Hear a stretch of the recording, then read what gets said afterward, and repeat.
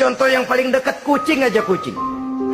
Kucing ya, kalau memang ikan boleh nyolong dia curi di dapur ikan itu. Makannya nggak tenang dia. Matanya selata pelotot. Ada kaleng jatuh, lari kencang bener dia.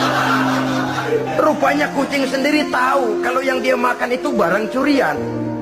Tapi kalau ikan kita yang kasih tuh ikan, kucing geledek bunyi, anteng aja dia. Kenapa?